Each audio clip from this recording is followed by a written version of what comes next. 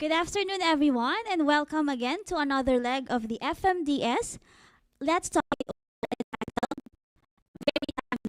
show love in times of disaster. So, let me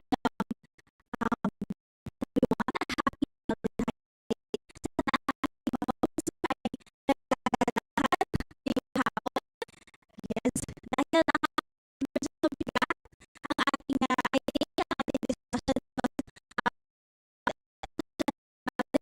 So, how to show love in times of disaster, a webinar on disaster risk reduction and management in health, of course, brought to you by the Faculty of Management and Development Studies and the Diploma in and Master of International Health.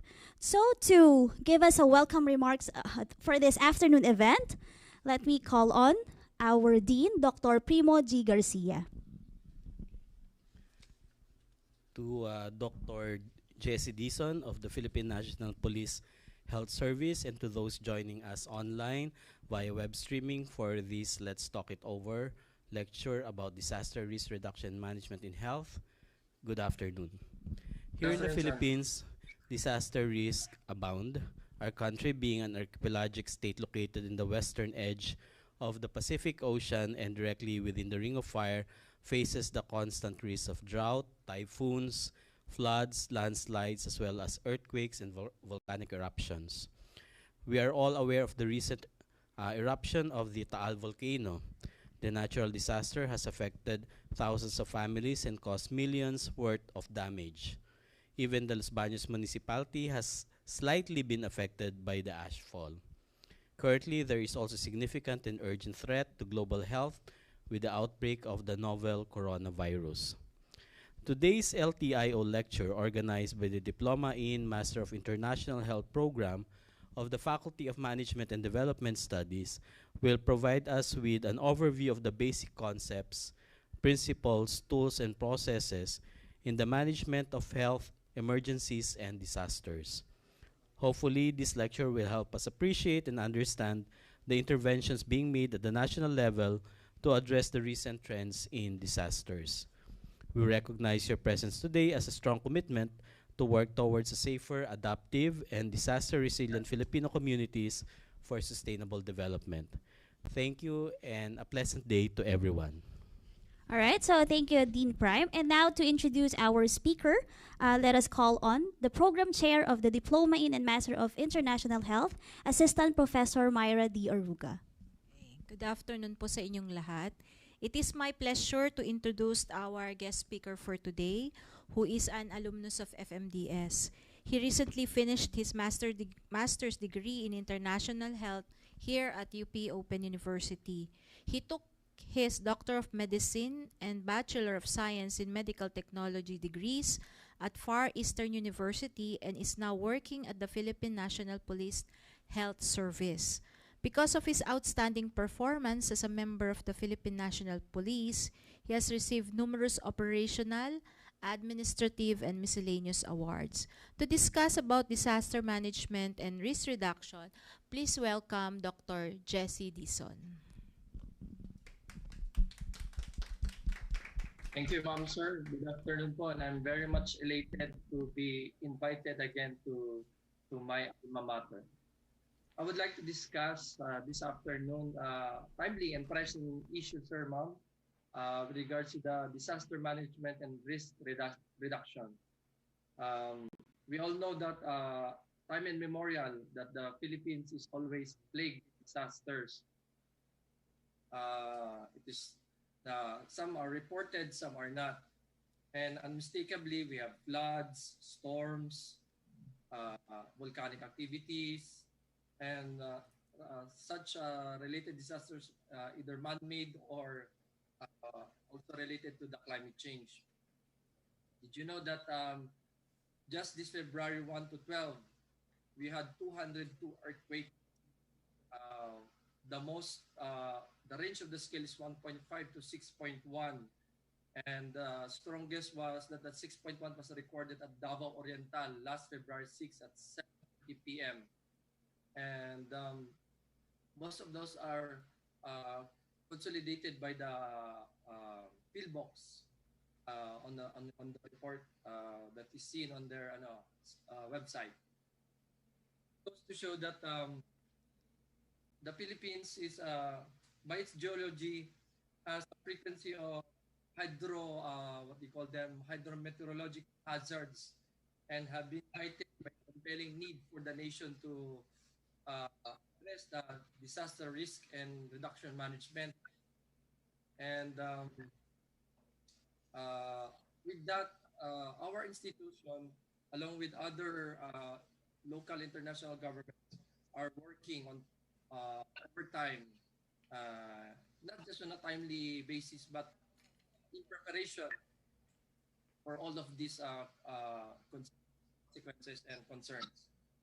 Uh, my topic will be broken down into uh, an overview of the disaster, its definition, the principles, the common types, and we go to the definitions of and the role of the NDR RMP, its framework, and then we touch on the cross-cutting concerns, especially health, because this is one of the top and major sensitive issues with regards to uh, small time emergencies to disaster concerns, which may, if you say disaster, ito yung big time. So we also will touch on some implementing strategies of the uh, NDRMMC, and then from there we take up what is the general cluster in our institution. So I this will very much be fruitful to all our viewers. I would like to continue if you have any entertain it after the discussion. What is disaster?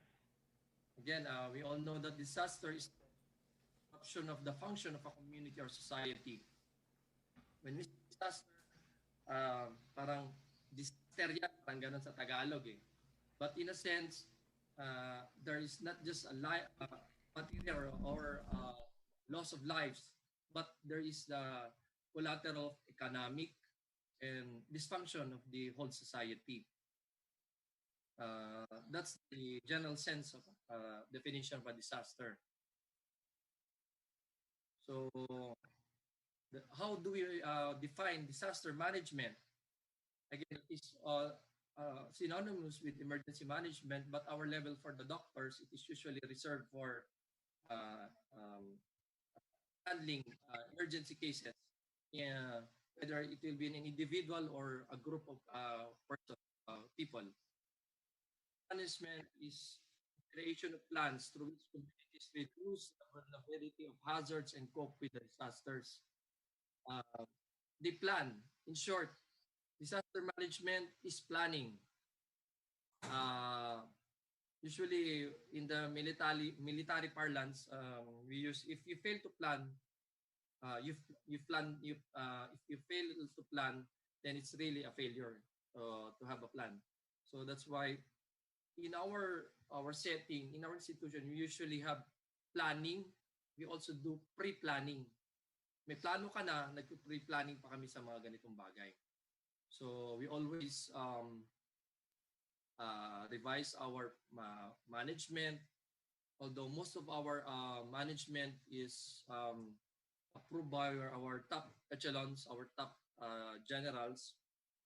This usually emanates from the experience and then the uh, uh,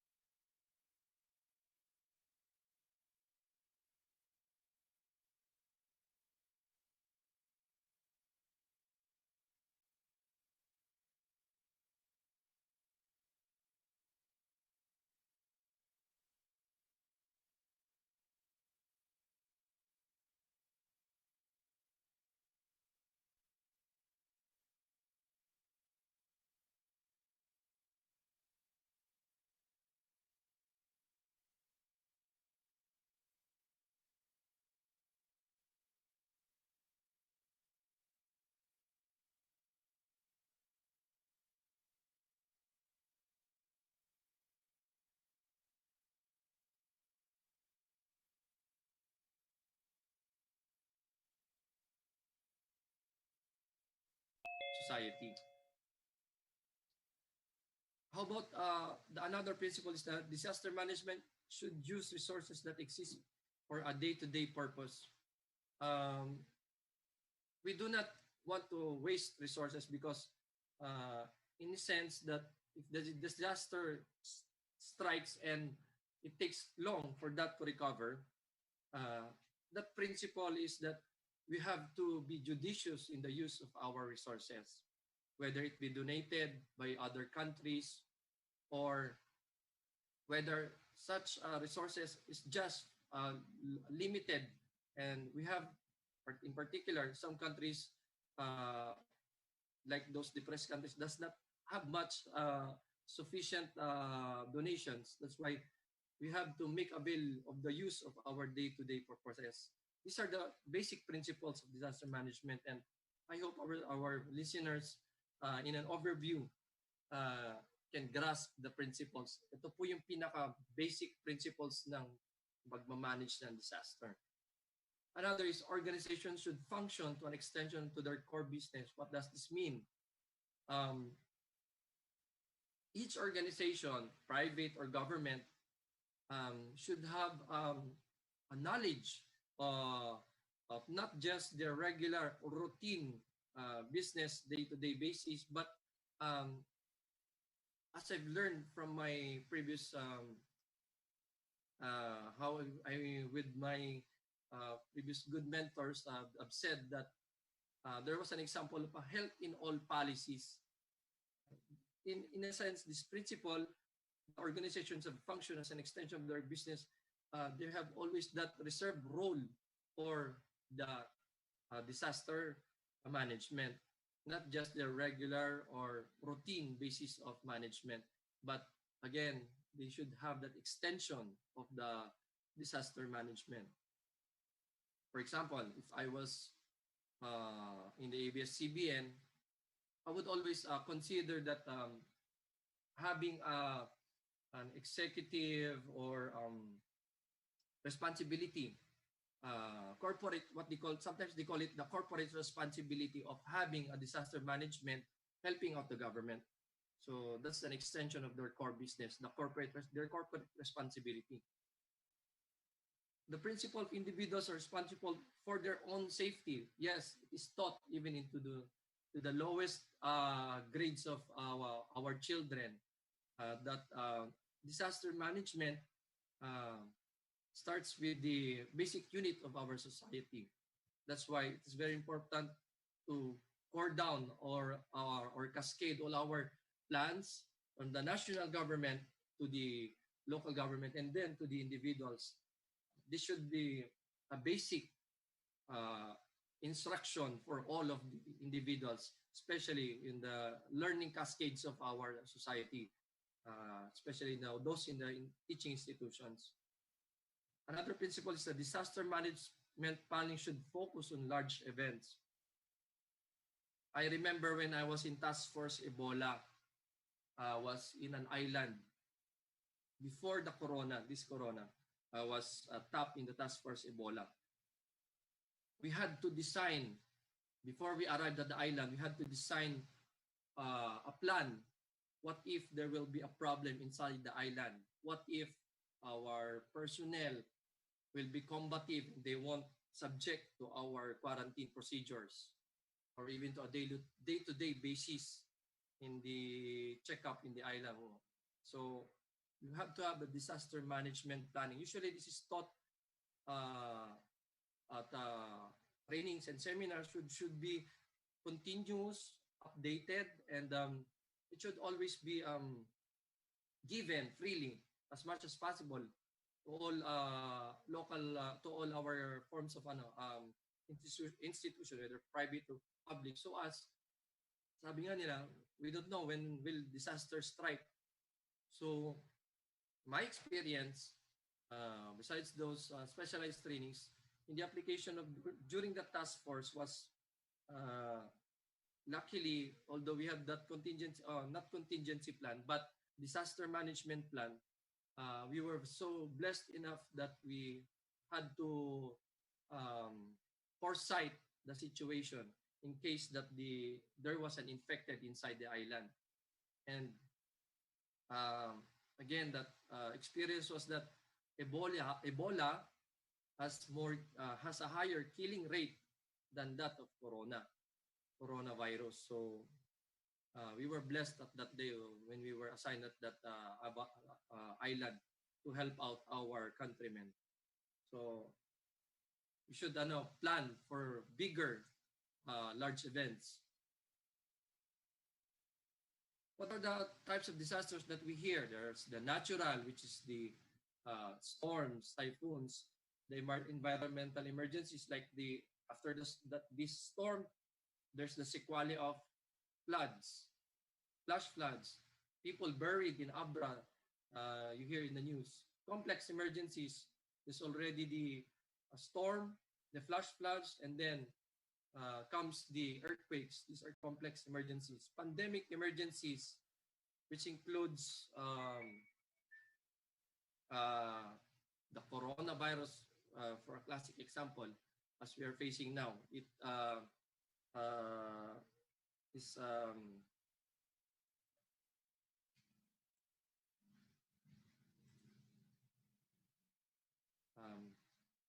it is causing hello ma'am, am I still in connection? Hello ma'am. Yes, sir. Ma'am, am I still in connection? Yes, sir. Yes, sir. We can still hear you, sir. Thank you, ma'am. Anyway, to proceed, ma'am. So those are the types of disasters that we hear. What are the common types of disasters that is usually the use category? The common categories is the natural and man-made. We have on the part of the natural disasters, we have the earthquakes, the tsunami, the cyclones, which is we can have some of our areas in the Philippines are already experiencing cyclones which are not common in the past years. We have volcanic eruptions and floods. The volcanic eruptions, lately we have experienced this during my, I'm still assigned at PNPA. We had to undergo a disaster plan for the eruption. And the man-made, road accidents, terrorism, etc. For my part, I have been with the task force that was, but I cannot divulge in a specific manner. I've been involved in some task force of the PNP level, in a sense, in a national agency that relates to terrorism. Anyway, I'm also one of the Marawi liberators. What are the recipes for the disaster? As you can see in the slide, we have vulnerability, exposure, and then comes the natural hazard. That equates to disaster. Disaster talaga kung meron ito. We can always see that what is the most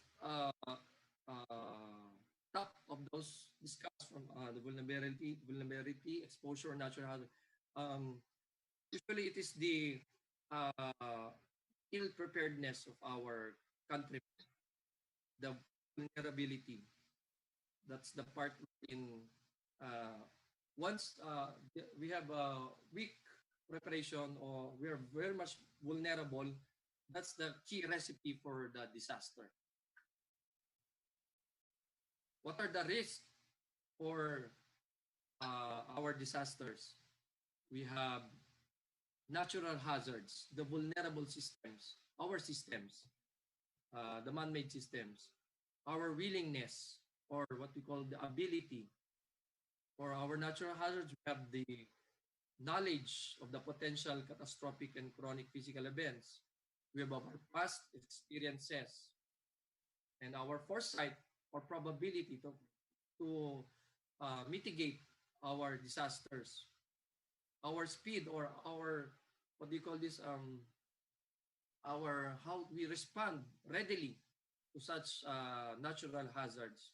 Our duration, how will we extend, or how will we be extended or resilient enough because of the disaster is prolonged. The magnitude, which discusses with regards to the how strong was, or gaano kalakas yung dating ng hazard sa isang community.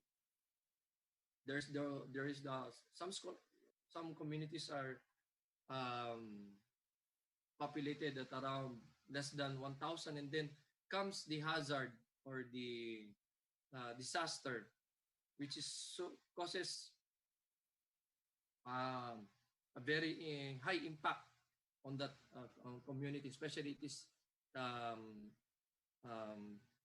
less populated, not densely populated. It is a high impact. It depends on the magnitude of the disaster. The vulnerability system, this includes the economy, the land use, the cultural assets, the natural resources that we have. All of this will be in an overlapping discussion later on the the cross-cutting patterns of my discussion. The ability, do we have one of the also tackling discussing is the risk of disaster, is the willingness or the ability. Do we have mitigating measures? Are we prepared? How do we respond? And can we recover? So these are the bankable schemes of the NDRMC. Later, we will show you, as we proceed, we will show you the thematic schemes that the NDRMC has used and is being used by other down to the line, command line local agencies. Mitigate, prepare, respond, recover. So we have the head agency or committee that handles the problems or any concerns in relation to the disaster reduction. I think just recently our good Secretary of Health has announced that he will be using the National National Disaster Risk Reduction Committee to spearhead the concern of the coronavirus. This is already existing, as you have said, and this is also an efficient committee that will handle the problems with regards to the corona. What is the basis of the NDRRMP? It fulfills the requirement of the Republic Act 10121 of 2010. Previously, it was called National Disaster Risk Reduction, but it has changed. National Risk Reduction Management Plan. It provides policies and plans to deal with disasters, to include, again, terrorism. By law, the Office of the Civil Defense, which is located at Camp Aguinaldo, formulates and implements all of the policies and plans of the NDRMP and ensures its framework, social and economic and environmental plans to the communities, cities, and municipalities. Such plans are carried out to the full extent supervised by the DILG, the DND, and other cluster members of the committees. Yes, sir. So these are the 4 thematic areas the NDRRMP: the disaster prevention and mitigation, the disaster preparedness, the disaster response, and the disaster rehabilitation and recovery. It is the principal guiding statement is that is to reduce the risk of reduction and management efforts for the country. Nandyan na yan eh. All we have to do is do some mitigating or risk reduction methods for the stated type of disaster. The framework is that it envisions a safer, although at times it's not a complete statement, but it envisions a country with safer, adaptive, resilient Filipino communities towards a sustainable development. We can look at an example of the country of Japan, which is always struck disasters. But as you can see, just like the Filipinos, the Japanese are resilient people. They always have typhoons, floods, and storms, and volcanic activity. But as you can see, their country is always on the verge of moving up, moving forward from their disasters. And as you can see that they are always in a progressive mode with regards to the after the post-disaster. So that's one good example.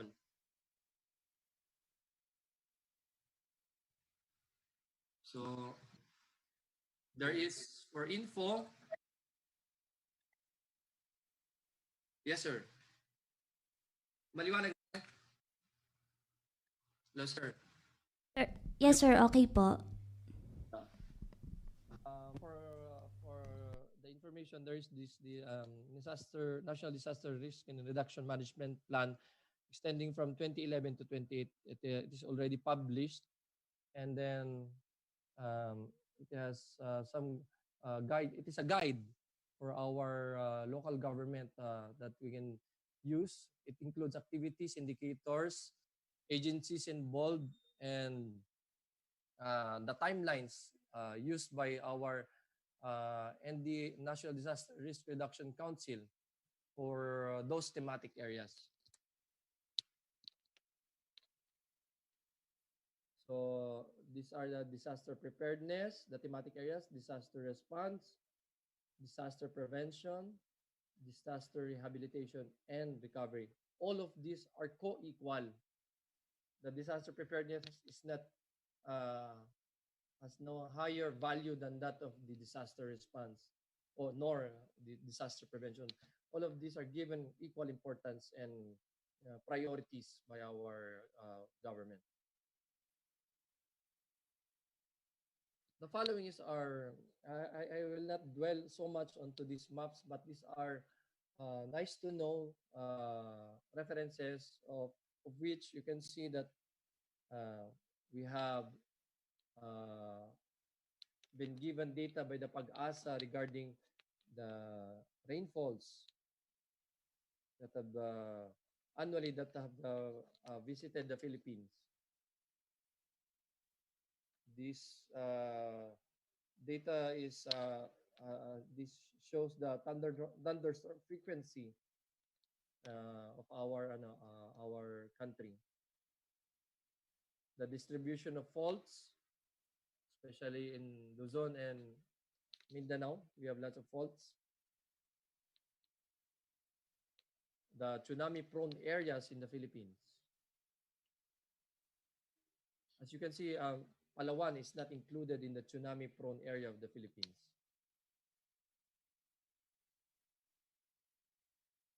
The earthquake triggering landslides susceptibility map. So what are the thematic areas that we can further discuss? This is first foremost disaster prevention. Siyempre, prevent. We have to conduct risk assessments. There is the field books, visiting again the Taal and conducting several risk assessments. There is the Pag-asa, visiting Abra, conducting again risk assessments after the flooding and the landslides. So all of these data are downloaded from time to time in committee meetings at the Camp General Aguinaldo. And then to forewarn and have risk assessments if how likely these disasters will again come about. Another is the development of establishment of severe early warning systems. Lately, the systems at Taal were stolen by some locals, which is a very unfortunate and sad situation that is very much needed in that area. The PNP is already onto the investigation with regards to the missing equipments. We have tools. This also seen in the disaster plan published by the NDRMMP. Can be downloaded. Um, Again, increase the involvement of the communities. We have to increase that. We are relying only on PNP in the national government. We have to have that involvement of the communities and the LGUs. They're vital in the not just in the support, but also as a in the not in a sense not a secondary but a primary role also in the disaster management. And then we have the mainstreaming of the disaster risk reduction plans management into the national planning systems. So all of this, so as the purpose of the mainstreaming is that whatever the local government has on their planning system, it should be centralized to the national planning system so that we have a coordinated and systematic overview and management plan for our disaster management. Also, we have frameworks, legal frameworks. For example, our problem in Taal, we have should have a legal platform so as to address the legal concerns of our countrymen that are affected at the Taal. We have the multi-sectoral platforms also. Again, just as discussed, what are the platforms of the ABS-CBN or the GMA7 or the Ayala Company with regards to the disaster that can be incorporated to the national platform?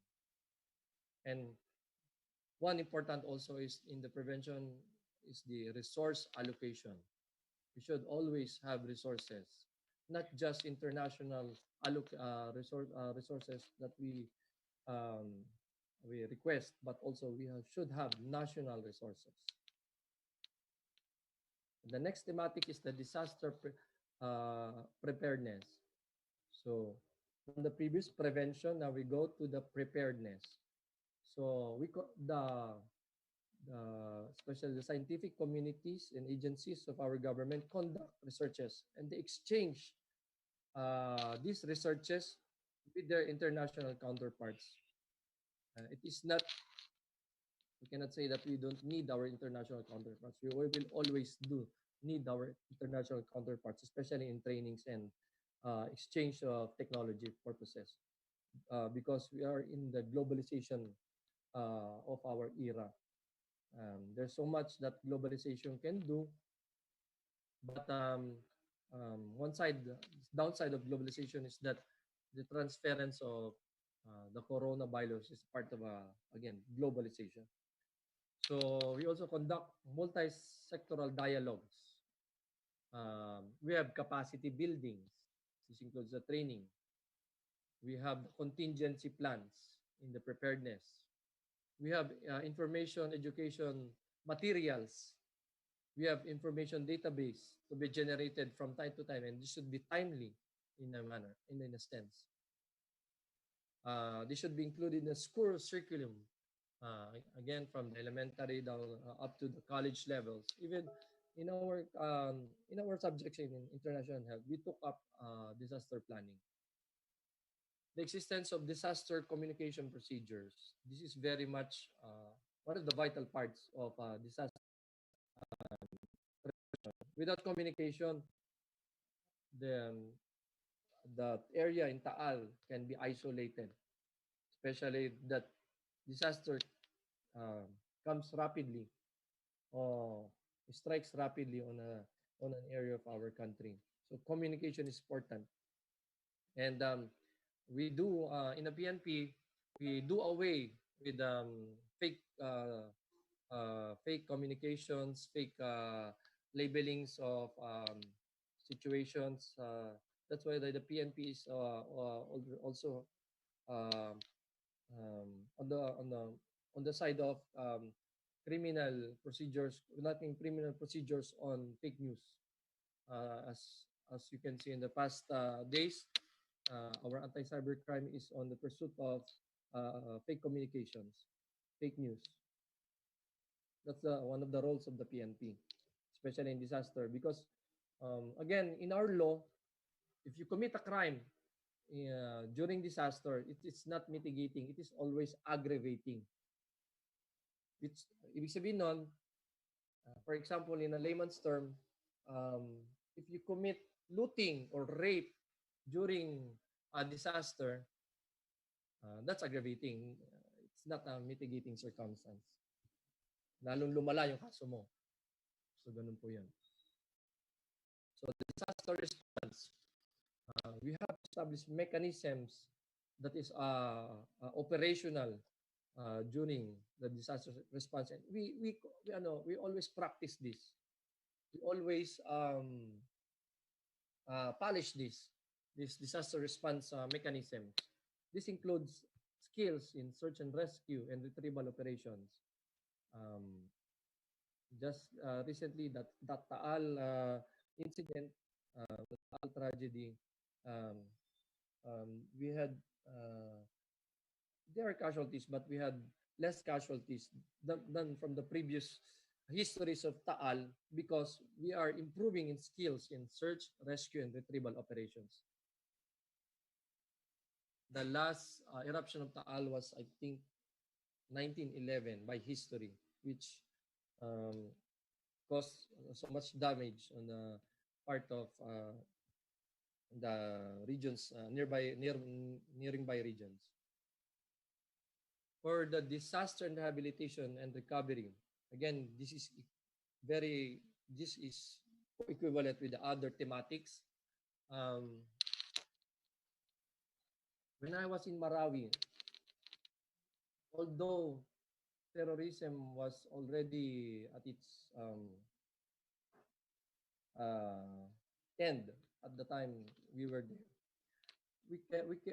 the disaster, the planning and all of the efforts of the government to stop the terrorism at Marawi, we also had the co-equal task of rehabilitating Marawi.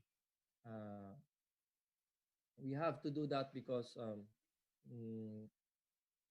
the government is not just on the side of tapos na itong terrorism. These people of Marawi can already relocate. Again, that disaster should have an ingredient or a component of recovery at all levels of the government, whether it be psychosocial, whether it be housing, whether it be related to the livelihoods of the people displaced in Marawi. Again, these are important factors to consider when we are in the thematics of rehabilitation and recovery. We also conduct post-disaster assessments. This is very important part of the rehabilitations, so that we can always plan the financial management with regards to the aftermaths of the disaster. We also conduct, we also incorporate disaster risk reduction elements in planning and management of human settlements. This include relocation sites or possibly declaring Taal as a no man's island, for example. So these are important in the planning of human settlements in the face of the thematic phase of disaster rehabilitations. With regards to the cross-cutting concerns, what are these cross-cutting concerns of the NDRMP?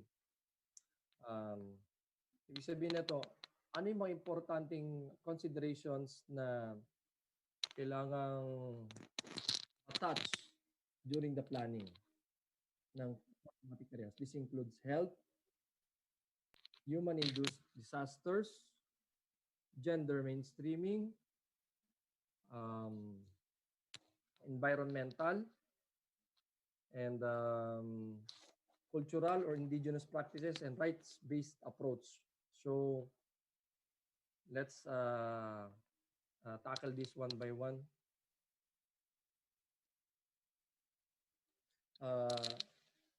Health, as we have discussed. Bakit health? Again, the importance of preserving the health of the people is paramount and tantamount to having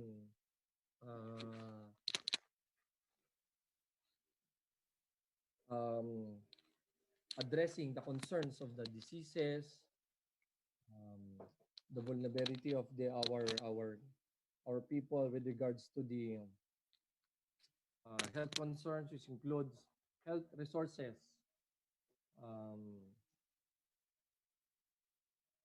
with regards to the kung ano man ang nakikita natin ngayong changes with regards to climate change, this is a cross-cutting concern lagi ng disaster that they have to prepare yung mga resources ng health. And then, if ever there will be pandemics, kahit naman typhoon yan, how will we address health concerns? If not pandemic, how will we cross-cut it with a disaster na how will we mitigate, how will we prepare? What is the involvement of health? Again, this is a very tantamount and paramount issue with regards to disaster. For the human-induced disasters, for example, armed conflicts, these are cross-cutting concerns of the NDRMMP because it eats too much resources, just like in Marawi. The fighting is in the urban areas, unlike in the jungle. Urban warfare eats more resources than the jungle terrain. So, paano i-address ng government natin? Sira na yung schools, sira na yung water facilities, sira na yung mga important structures of the government in Marawi. Those are human-induced disasters that should be addressed also during recovery. About gender mainstreaming, this tackles on is it only addressed to the vulnerabilities of the women and children? No. We should always play a role with us having different roles in the capability building and capacity building disaster mainstreaming of gender mainstreaming. And again, the NDRMC plan recognizes the different roles of the men and women during the disaster planning. So environmental protection, again, during disasters, we cannot really protect the environment, but we have to mitigate the disasters the disasters because just like in PNPA, we have a very lush green camp with hectares of vegetations, but when the Taal ashfall came, it struck down most of our vegetations. That's why almost all of the sceneries in PNPA is, in a sense, landscape or gray.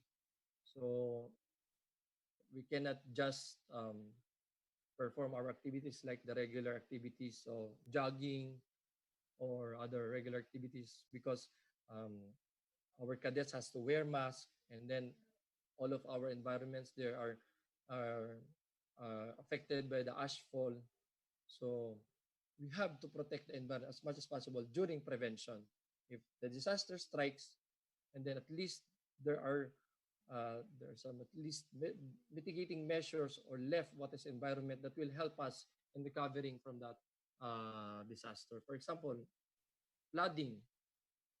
We have already prepared and countered the measures of illegal logging in the PNP. So those mitigating measures can impact lessen the impact of the disaster. Cultural sensitivity. For we all know that the indigenous people, our not aboriginals, but our indigenous people, the less the minority cultures of our country are highly impacted by when a disaster strikes in the area.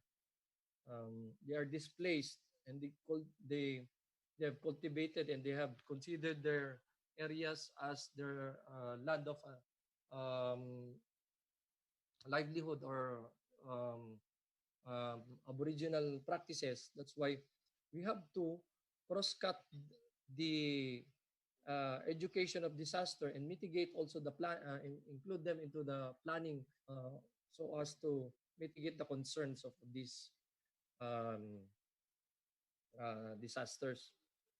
For our rights-based approach, the DRMC is also particular. The national government always have that platform that to consider that even if there's disaster, we will always also consider the right to live, safety, information, and education.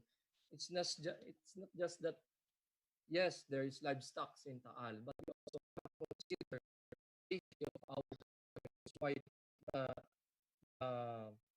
government is always insisting on the evacuation modes of our countrymen. Just like in Corona, yes, we have to consider their livelihood there or their work at Wuhan, but the priority of the government is to consider the safety of our countrymen and lift them back to our country so that with regards to the platform, we have not dinala yung mga disaster management plans to our countrymen, although they're in Wuhan. What are the implementing strategies of our government? We have the information dissemination and communications of all levels of our institution. We have competency-based trainings. We have contingency plannings. And these contingency plannings are always updated.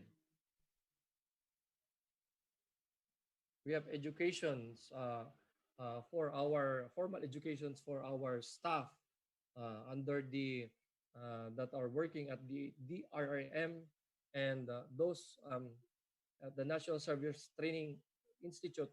At the Philippine Public Safety College, we have these masters also for disaster management, such that those who can take the masters will be mainstream to work at the Office of the Civil Defense. And we also have the institutionalization of those disaster risk management plans at the national and local levels. But still, the converging point is up to the national level. So we always update our technologies, and then we have the management plans. We also invite international stakeholders so as to share their disaster management plans in mitigating our current experienced disasters. So we have Japan coming over in the form of this agency called JICA, wherein they share their technologies and researches with our Philippine government. Again, this is related to what I've said there, network and partnership building, not only of the international, but also among tiers of government. We partner with MMDA, The PNP always partners with the MMD with regards to rescue and planning. Um, the private institution always uh, on the on the present side of during disasters and calamities are always there for the as being one of the stakeholders of the government.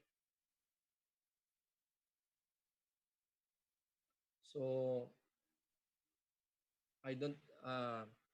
Anyway, these are in passing the pre-disaster and post-disaster plannings, and as you can see, whenever a disaster occurs, there is always a great pressure to quickly reconstruct damaged infrastructures. And in pre-disaster recovery planning, we have to promote participative responsibilities.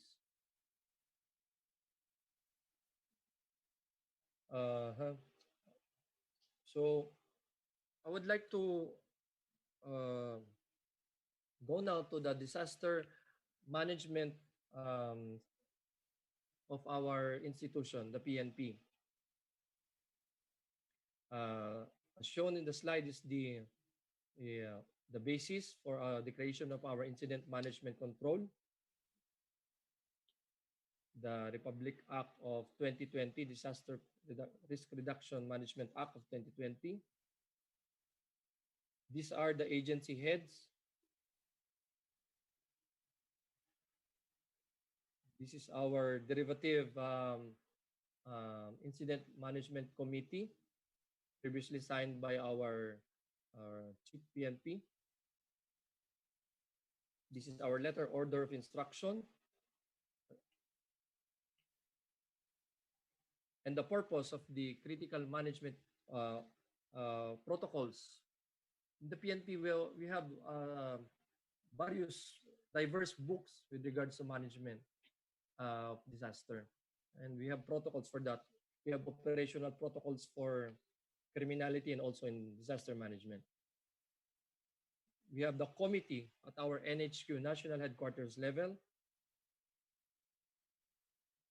We have subcommittees as shown.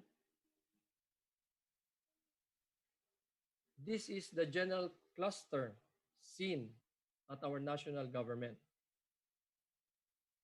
The PNP is in the law and order, as you can see, number 10, but we also are engaged in the search and rescue and retrieval operations.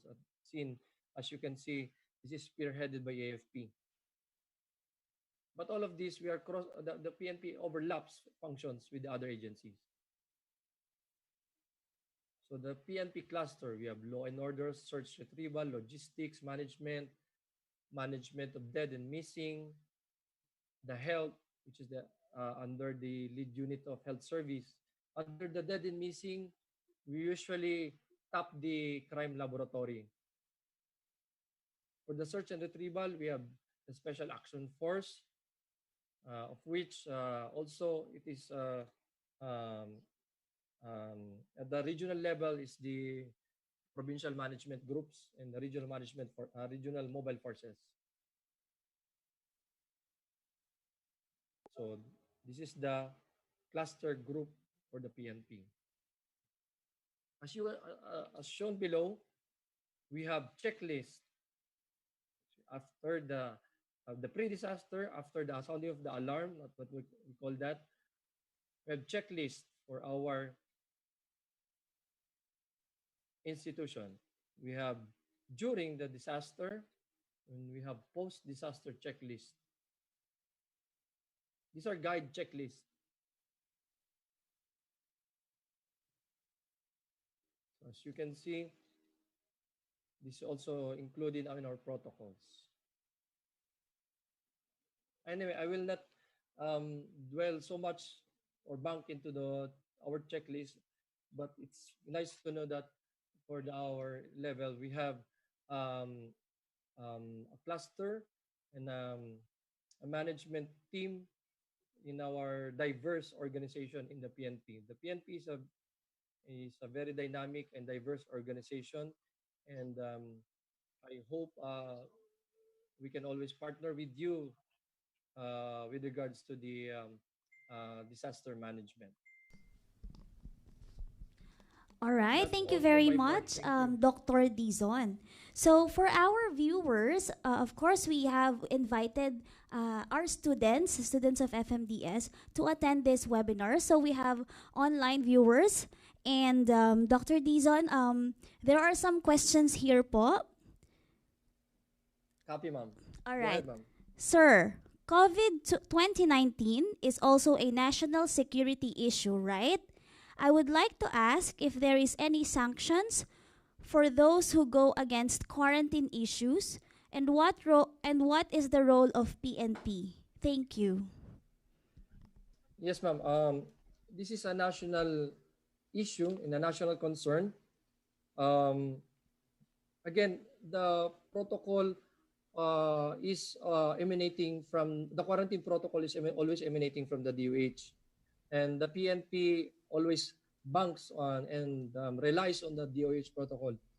Just like in our scenario at during the task force Ebola, in the island we just don't have quarantine officers. We also have security forces in case someone becomes combative and does not submit to the quarantine procedures. In the airport, for example, we have already the DOH has already tapped the security forces, the lead security forces of the government, to include the airport and the PNP, to in a human based approach to apprehend if suspected individuals or PUIs does not submit to the quarantine procedures.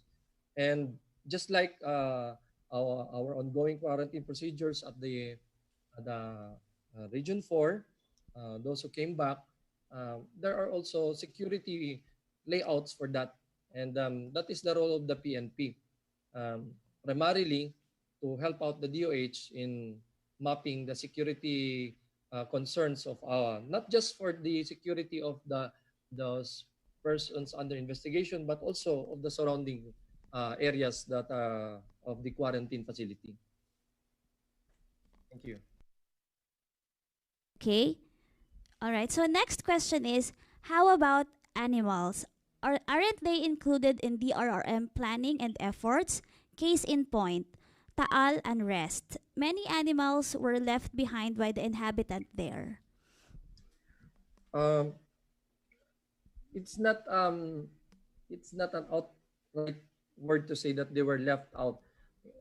If you can see that we have a Facebook, the PNP Facebook, the PNP Maritime Group conducted several rescue operations for those left behind animals, and those involved in that operation were awarded at NHQ, the PNP Maritime Group, the personnel involved in the rescue of such animals. But again, the stray animals, due to the immediate concern of the alert, still at alert level, the Taal at alert level 3, the penetration of rescuing such animals is dependent on the pronouncement of the field box. If our rescuers cannot be harmed, if we deploy them in the area for the rescue of the animals. But again, we have conducted the PNP, especially the PNP Maritime Group, took some animals for sheltering, and they took care of those animals with the use of our PNP machinery. We have PNP boats that were loaded with the rescued animals. Thank you. Okay, thank you, sir. This is about NCOV. Sir, regarding NCOV issue, there have been 3 confirmed cases of 2019 NCOV in the Philippines. One of them died due to severe pneumonia caused by the virus, from a Chinese citizen. My question is, how should bodies of foreigners be managed? What should the authorities do with the bodies? There is the quarantine procedures. There's also the disposal procedures of the DOH. We always follow what dictates, because the virus itself is if I relate to my previous experiences, for example, the task force Ebola, all of the uh, disposals of the Ebola victims should be burned. But we should include a platform of legal consequences, like if this was affected in a Muslim populated area, burning is not uh, acceptable in their culture. The disposal methods are laid out in a systematic manner in the DOH protocol, which uh, we can always refer to the website of the DOH. And this is not for public advisory consumption, but again, this is for clinical uh, advisory. We have such as a thing as clinical advisories that is downloaded to us, and this is only for the consumption of the uh, doctors and nurses in the front line, including the laboratory uh, technicians. This is not for public advisory, the disposal. But there are already been public advices with regards to the simple manner of disposing infected materials in the website of the DOH. Okay, thank you, sir. So there are several questions here, but I'm trying to group this according to categories. So let's group first about the NCOV. Regarding NCOV, does the lockdown include other entry points other than the airports? Lockdown in a sense that we are just again in the disaster sense it's a mitigation process. It's a part of the mitigation. PNPA is on lockdown. You've heard that, but that does not mean that it's on total lockdown or you cannot enter or go out. It depends. Lockdown is only used as a mitigating and preventive measure. In the Philippines, we have no lockdown on all several ports, and including seaports or airports.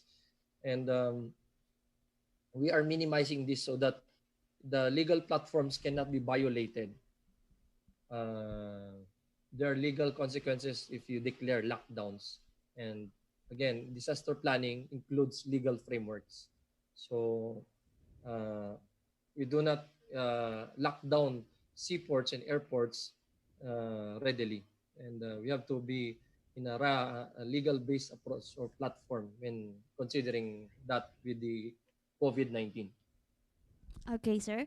So in line with the solid waste management, I would like to ask regarding the solid waste management, how are the waste products of those patients positive of COVID-2019 being managed to avoid the spread of the virus? There is always that infectious disposal system of the every hospital and including the DOH. They have separate containers for that, and it is coded, and it is given a label of hazardous material, infected material, and this is not recycled nor included in the recyclable items, nor in the regular disposal of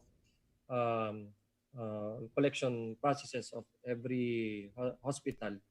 And just like in our institution, we have separate infectious containers, and these are collected separately by qualified personnel, trained personnel, not just our regular collectors of our trash and garbages.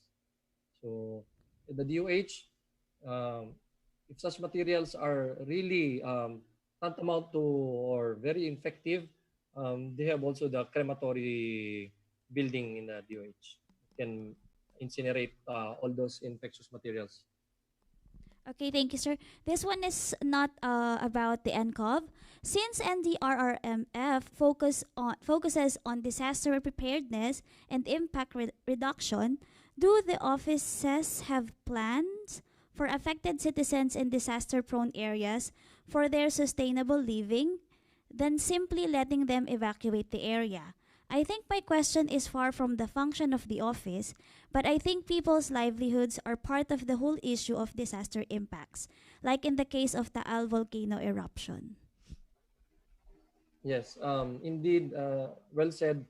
Um, it is always an issue with regards to the livelihood of those displaced. Even catastrophic or forest fires, they don't just displace people but also animals. And the creation of an imbalance between the nature and the individual or the animals uh, has great impacts not on just on their health but all their existence for the all throughout. So the disaster management should boil down to the core level of our basic unit. We teach that in schools. The Bureau of Fire under the DILG always emphasizes and visits schools and teaches fire alarms or simple basic rescues. And in the PNP, we're very much advocating um, disaster measures, especially the COVID-19. We are on the high alert of um, introducing so much information and materials through informations to emphasize.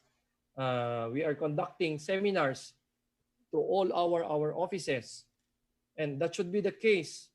If you visit our police digest, we have uh, from time to time. Just recently, before I came here, I attended a COVID seminar. Um, this is every day because the updating is always every day, and that should always be the case for public schools, corporate institutions, and I think there should never be an exception. Even janitors should undergo such seminars so that down to the level they are updated what's going on and no mismanagement of information and treatment. Okay, thank you, sir. Amazing insights about disaster. May I know how about for contingency plan for sudden terrorism in the country? Are we prepared enough? And also, I would just like to add, just to connect with this, how about the issues on the cancellation of VFA? um, the last question regarding BFA, I think I will reserve that to my big boss, Sir Duterte, sir. With Noted. regards to the preparation for the terrorism, we are always prepared at any time. The UFP and the PNP. With regards to the local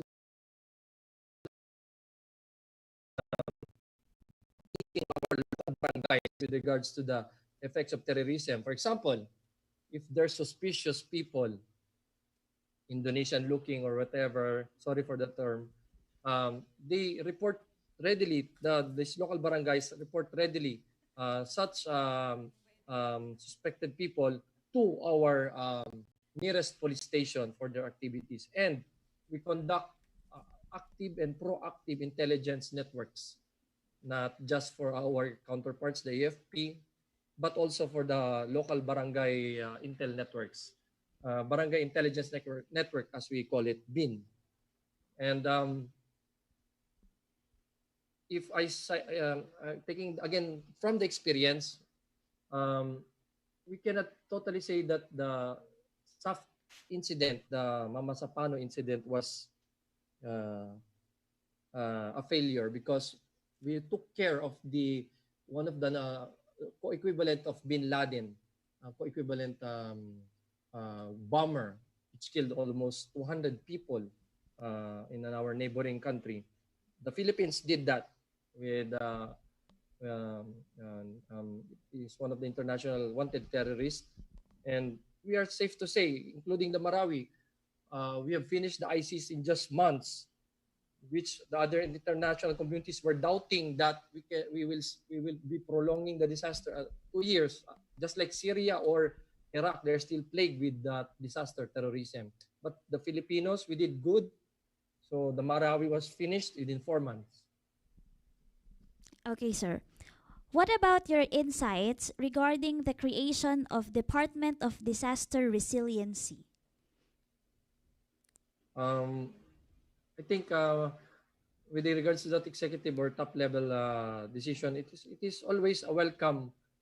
For my opinion, it's always a welcome to add another department, and this will be more focused on such concerns. It's not just a committee, but it's already a task force, and it's under the Office of the Civil Defense. And I hope if such department will be created or incipient to that, it will not so much, but in a rather collaborative, but not bordering to overlapping functions and financial considerations. So it's okay. We have, for my opinion, we have a department for that. All right. So we have 3 questions left. So for those who still want to ask questions, we still have time. Also for those here in the floor, you may also ask questions from our guest speakers. So the first one is the Philippines ready for a One Health approach? This would recognize linkages between people, animals, plants, and the environment. We can always for the state of readiness, we cannot say that we haven't been ready so far yet. We have 50% of our readiness already embedded for our health approaches with regards to disaster, and the 50% does not come only or solely rely on what the government did. In a sense, health in all policies, but it should be collaborative responsibility, and the state of readiness can always be gauged as you look at it in our post-disaster assessments, that we have these casualties, we have this number of economic destruction, but again, in a sense, 50% of all this is that the state of readiness of the Philippines is at par with the of the countries, and that in comparison with other countries, they have more unfortunate planning, unlike our state of readiness. So we at the PNP side, we can always, if you hear our declaration at times, that we have managed the search and rescue in a good sense and meritorious manner. Okay, sir. All right. Is epidemic considered as a disaster? I have read that NCOV is airborne. Are there any plans on how people should be able to prevent being infected? I think it is not yet proven if that COVID-19 is airborne. So upon updating, it's still required and advised by our health authorities that we take the mask, because it's and wash our hands, have a good immune system, because we haven't yet proven they are all on the clock beating if there is already source or mode of transmission for that COVID-19, and they're also on the race of creating a vaccine for that. So I don't think there is again should be a pronouncement to be such an alarmist to consider if that is an airborne. Although we have to consider that also, because it's still premature to say. And it is considered, if you say epidemic, it is already far from that reaching the community, versus endemic, which is already there. So it might be considered an epidemic, but in our country, it's not yet considered an epidemic. So we have to die down the issue of being an alarmist for that situation or that concern. Okay. So it's good for the speaker to mention public involvement in performing disaster management. But I'm curious about the level of involvement. How were the public actually involved? sense of preparedness and willingness to respond will require element of involvement throughout its whole process. Yes, involvement is seen not just in our public workplaces, but also, as you can see, um, it is required in, for example, in DepEd that they conduct um, drills. This is one form of involvement. In our work areas, the Bureau of Fire conducts drills, and if ever, this should be conducted properly. If not, this is one of their grounds for the revocation of their licenses, or if they don't have any mitigation drills for that manner in their work area. So involvement should be not only just to say crucial, but should be deeper and not just timely, but it should always be monitored. The involvement of our constituents should always be monitored, and high reliance is on not only the national government, local government, but also, as for example, if I was a CEO of such a corporate, I should see to it that disaster management is one of my concerns, and it should not be put it a side trip manner. Okay, so now we're down to our last two questions. First one is, thank you for the very informative discussion, sir. My question is, how is your disaster management or risk reduction plans for foreseeable natural calamities like typhoons different from those unpredictable, such as earthquakes? It's not so much a variation from the national or local. Our institution always tailor fits our plan with regards to the in consonance with the national or local government. And for example, the situation dictates that for the calamities such as typhoon, that our ground personnel are already experiencing this during rescue, then we have some variations in our plan, and we input it to our higher echelon, which will inform the higher committees with regards to some variations of the plan. So again, there's always a template for our planning, but as situation dictates, or depending upon the situation, some of the plans in our institution is not much considered variations to other agencies. So I hope I answered that question. Okay, sir. So this is the last question. Dr. Dizon, thank you po for your service to our country. May your tribe increase. In light of this, here's my question. Other than taking up basic or advanced life support or enrolling in graduate programs like international health, what other types of continuing education programs can health professionals undergo to be more competent in disaster management? We have our own each blessing. I took up specialized trainings, and I was very much fortunate and thankful for my institution. Besides that, I have applied it not just on a training basis, but I have applied it to many task force which can be tested by my institution.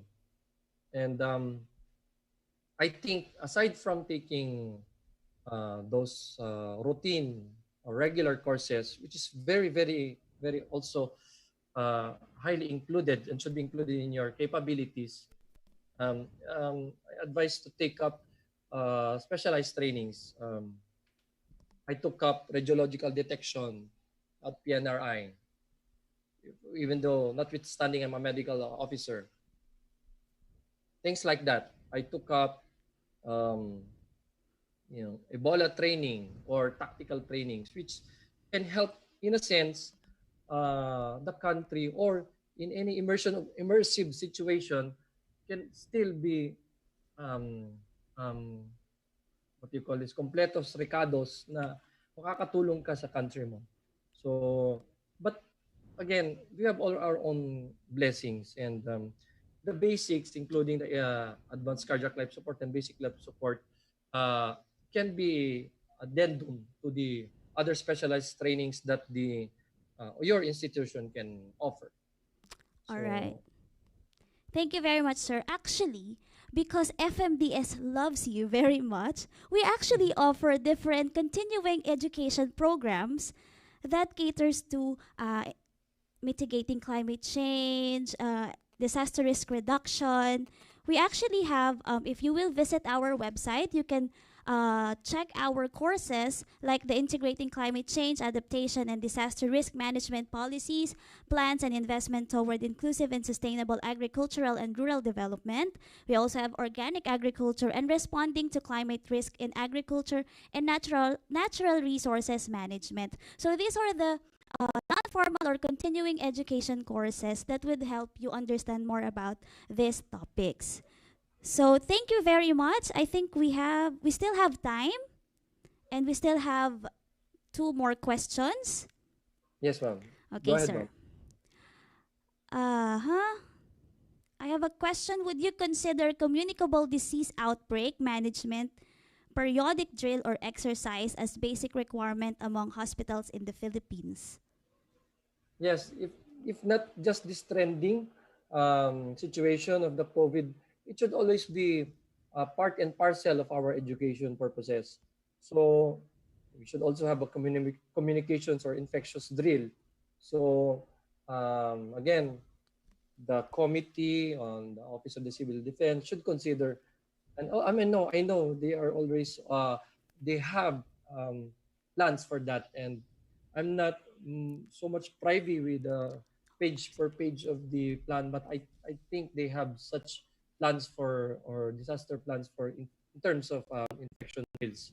And at our level, at our institution, we promote the clinicians advisory that was downloaded to us by DOH, and then we have an infection committee in our hospitals, include at Camp Crame, that is always updated and conducts risk assessment and drills for our personnel. Okay, thank you, sir. So this is the last question. Should no one be allowed to settle within the permanent danger zone?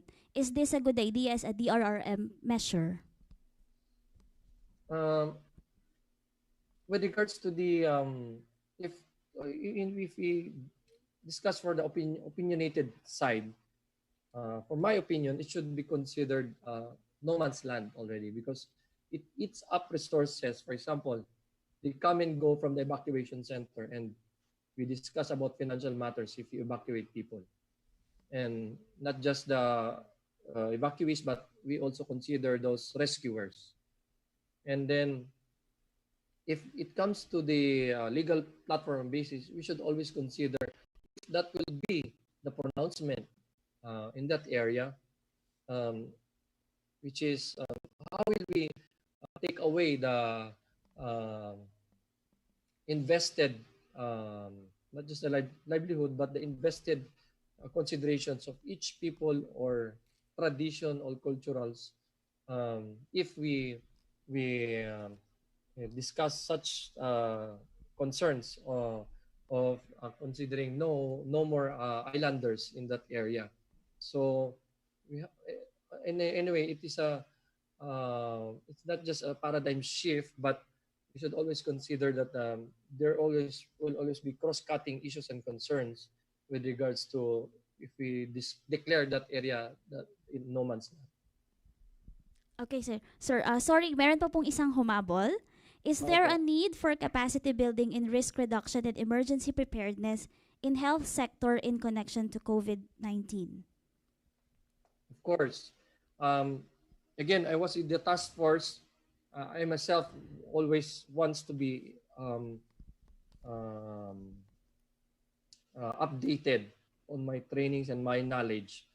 Hindi naman ma-deploy ako kasi syempre kailangan naman masubukan ng iba, parang ganon.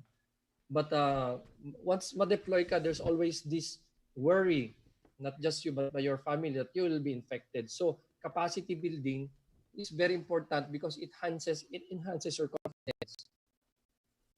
your confidence in handling the situations. But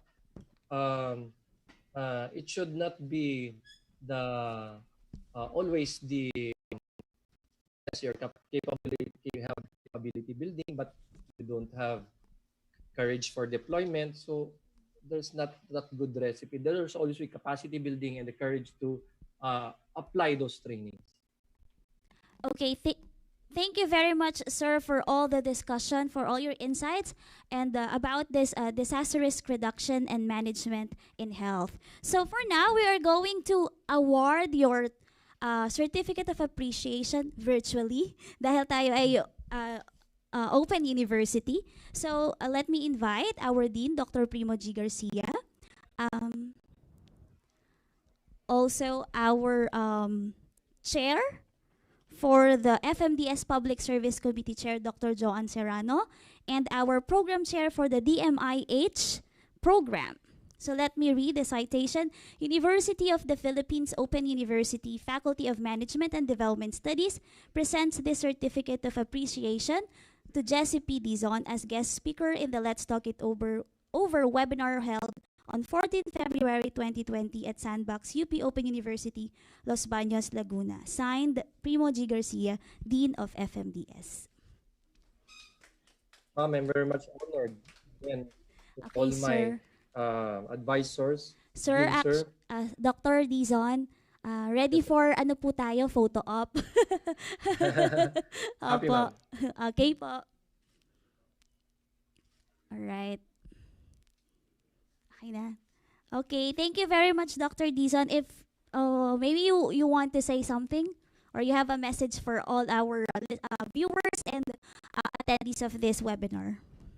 I would like to thank first my institution, the PNP, for giving me all those opportunities that I have to share with my countrymen. I'm very much thankful for my alma mater for the recognition and all of those years of endeavors that they toiled and always molded me also for these greater taskings. And my advisor, Ma'am Myra, ma'am, again, special mention, ma'am. Sa kanang Bulaklak, ma'am. And Sir Dean, sir, ma'am, thank you very much. And at your service, ma'am. In behalf of my institution, we are very much thankful for this opportunity, and happy Hearts Day to every one of you, and hope to see you again, ma'am. Thank you very much, sir. Now, to formally close this event, let us call on Dr. John V. Serrano, FMDS Public Service Committee Chair. So to formally close this event, I just want to thank everyone who participated in this webinar. So this is actually a very nice avenue to hold Let's Talk It Over through webinars. So even though there's the threat of the coronavirus, we're still able to perform our function in terms of public service by providing this kind of event. At the same time, our students are able to watch from their homes or their workplaces. So this is really a cutting across public service instruction and research. So thank you, everyone, and I hope you will join us again in our next LTIO, which is Service of MDS. Thank you, everyone. Thank you, ma'am. Good afternoon.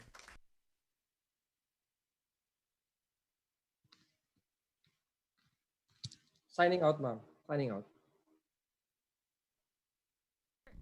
Dr. Dizon? Yes, ma'am. Cut na tayo, no? Okay. Dr.